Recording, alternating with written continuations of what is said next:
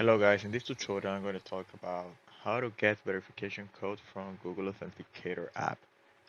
First of all, open Gmail on your device and then type on your profile icon located at the top right corner and select manage your Google account. Navigate to security and select two-step verification from.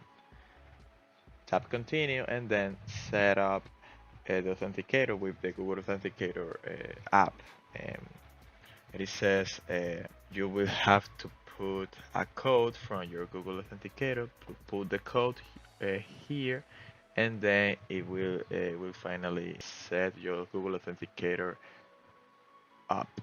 Um, I hope you like this video, guys. Please leave me a like and subscribe also, and thank you for watching, and see you next video.